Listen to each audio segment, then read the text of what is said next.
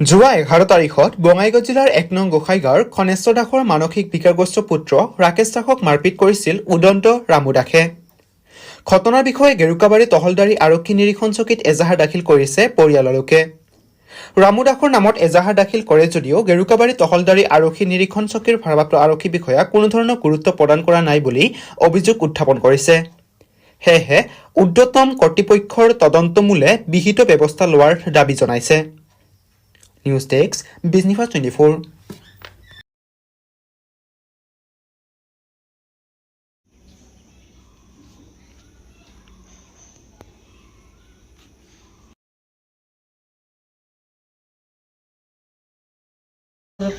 ল'ৰা একমাত্ৰ ৰাকেশ দাস যোৱা 11 তাৰিখ দিনাখন সন্ধিয়া মোটামুটি 7:30মান বাজিছে বজাত কোনো দুখ কৰা নাই মোৰ ল'ৰাই। সেইদিনাখন আমি বাপে মায়ে ঘৰতে আছোঁ।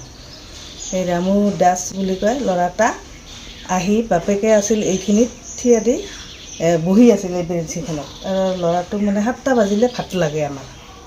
বিকাৰগ্ৰস্ত ল'ৰা না, ভাত খুজিলে আমি ভাত দিবই লাগে, লাগিলে নিমখ ভাতে হওক। ভাত দিছোঁ, ল'ৰাটো এতিয়া আছিল থিয়া দি গেট ভাঙি প্ৰৱেশ কৰিছে। গেটখন দিয়া আছিল, গেটখন প্ৰৱেশ কৰি ইয়াতে ঘূৰি মাৰিল, ইয়াতে উবাবাৰী কৰি উঠিল। তাৰপিছত সেইফালে টানি চুচুৰি লৈ যাই ৰাস্তাত বহুত মাৰপিট কৰিছে, মানে বহুত মাৰছে আৰু অলপ চলপ নহয়। তাৰপিছত পিছদিনাখন 12 তাৰিখে মই থানাত এখন এজাহাৰ দিলোঁ। আমি দুটাও আমাকো তাকো ঘূৰাই হেৰি ঢাকাই দিছে বুকতে ধৰি, আৰু মোক এতিয়া ঘূৰি মাৰছে, মানে ফেৰাত ঘূৰি মাৰছে বাধা দিব যাওঁতে। কিয় মাৰা? আৰু লাইট ঠাইট চব অফ কৰি দিছে কোনৰ মানুহখিনি। তাৰপিছত মই থানাত গ'লোঁ, যাই এখন এজাহাৰ দিলোঁ। এজাহাৰ দিয়াৰ পিছত 12 তাৰিখে দিলোঁ, 13, 14, 15 তাৰিখ 15 তাৰিখলৈ কোনো মানে খা খবৰ নাই যদি মই তাৰপিছত গ'লোঁ 8 বছৰত যাই ছাৰে মানে কোনো মোক ৰেছপন্স নিদিলে আৰু অলপো নিদিলে। বোলে একজন মাইকী মানুহ কিয় বহি আছে থানাত, কোনো মানে খবৰ নকৰিল মোক। ছাৰে মোৰ চকুৰ আগেদি ওলাই গ'ল, গুচি গ'ল ক'ৰবাত ডিউটিত। তাৰপিছত মই এটা কনিষ্টেবল আছিল, এই কি কয় LC বুলি কয়, পবিত্ৰ দাস, সি মোৰ লগত কথা পাতি আছিল। কয় পবিত্ৰ দাসে কয়, বাইদেউ আপোনাৰ কেছ অহা নাই এতিয়া। তাৰপিছত মই কৈছোঁ অহা নাই, ঠিকে আছে, মই মানিকপুৰত খবৰ ল'ম। তাৰপিছত এই 14 তাৰিখে মানিকপুৰ থানাত গৈছোঁ। যাই ক'লোঁ ছাৰক, ছাৰ মোৰ এটা 2 ষ্টাৰে লৈছে, জেহেৰুল ইছলাম বুলি কয় মানুহজন অফিচাৰজন। ক'লোঁ ছাৰ হেৰি আমাৰ কেছখন কি হ'ল? ওপৰতে ফাইলৰ ওপৰতে থৈছে, ছাৰ জ্যোতিকা দাস ৰিচিভ কৰি লৈ গৈছে 12 তাৰিখে, খুচি বুলি কয়, খুচি নাম বুলি লৈ গৈছে। তাৰপিছত মই আৰু ক'লোঁ তাতে গ'লোঁ, কালি নাই বুলি কয়, কথা নাই বুলি কয়। এই পঠাইছোঁ ঠিক ঠাক, মানে পবিত্ৰ দাস LC যাই ওলাইছে, DSP আহিছে, DSPৰ লগত ডিউটিত গৈছে আৰু কি তাতে থানাত। তাৰপিছত ক'লোঁ অঁ ছাৰ এইটো আহিছে আৰু কি হেৰি LCটো সোধকচোন, মই কালি গৈছিলোঁ নাই বুলি কৈছে।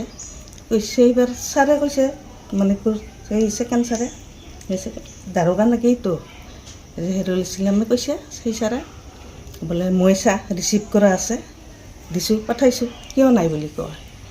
তাৰপিছত সেনেকৈ মই ঘৰত গুচি আহিলোঁ। আহি মানে 14 তাৰিখ 17, 18 তাৰিখে 11টামান বজাত IC ছাৰ আহিছে।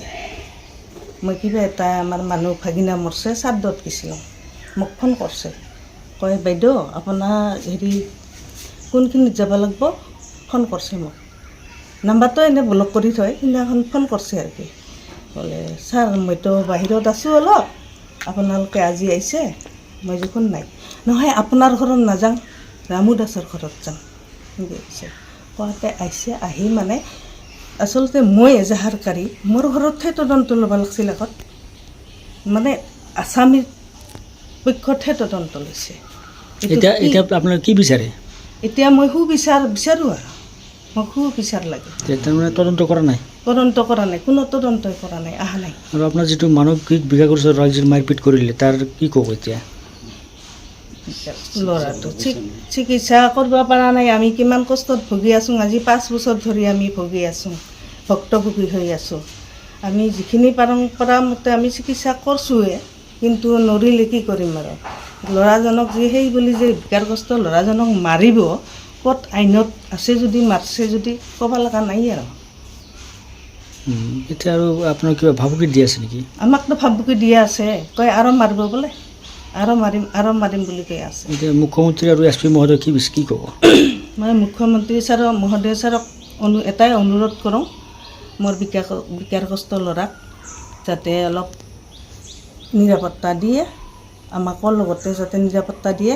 এছ পি ছাৰকো মই অনুৰোধ জনাম, IC ছাৰে কিয় এনেকুৱা কৰিছে, তেওঁৰ যাতে বিহিত ব্যৱস্থা লয়, এইখিনিয়ে মোৰ ক'ব লগা।